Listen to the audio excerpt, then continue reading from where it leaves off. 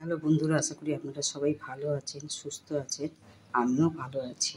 আজকে ঢ্যাঁড়স ভাজা আপনাদের একটু দেখাই। এরকমভাবে ঢ্যাঁড়স ভাজা কাটবেন। সবাই তো বড় বড় করে কাটেন, একদম ছোট ছোট, পাতলা পাতলা যাকে বলে। এই দেখুন, এইরকম পাতলা।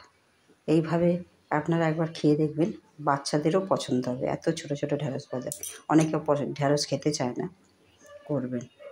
আর এই যে কড়াটা, শুকনো কড়াটা ভালো করে গরম করে নিচ্ছি। তারপর তেলটাও ভালো করে গরম করে নেব, তবে এই ঢ্যাঁড়স দিতে পারবো, নাহলে ঢ্যাঁড়সগুলো না জড়িয়ে যাবে আর ভাজতেও পারবেন না ভালো করে।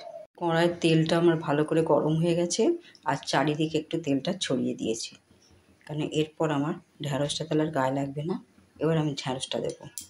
শুকনো কড়াও ভালো করে গরম করলাম, তেলটাও খুব ভালো করে গরম করলাম। এবার ঢ্যাঁড়সগুলো আমি দিয়ে দিচ্ছি। এখন নুন হলুদ কিচ্ছু দেবো না, তাহলে ঢ্যাঁড়সটা ভাজতে পারবেন না। এই জন্য আগে তোমার একটু হালকা ভাজা ভাজা হয়ে যাবে, তখন একটু নুন হলুদ দেবো।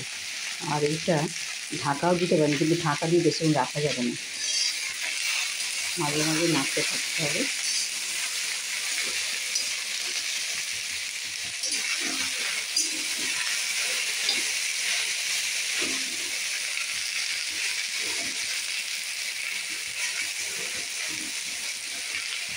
ঘন ঘন নাড়তে হবে, নাহলে একদিকটা পুড়ে যাবে আর একদিকটা, কারণ গ্যাসটা জোরেই রেখেছি।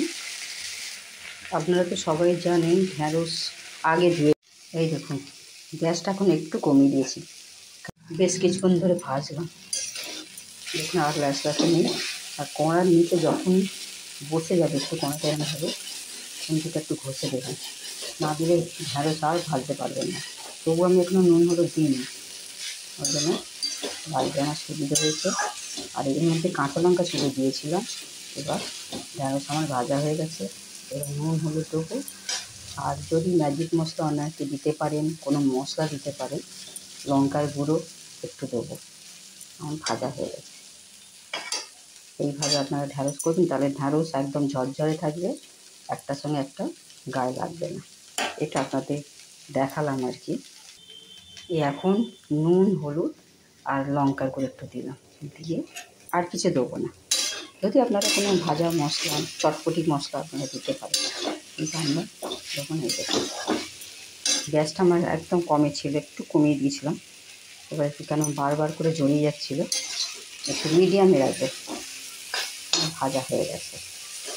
আপনাদের কেমন লাগলো অবশ্যই জানাবেন।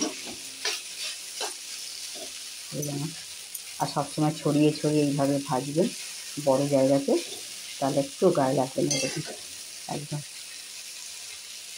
একটার সঙ্গে একটা গায়ে লেগে নি, দেখুন সব ঝরঝরে।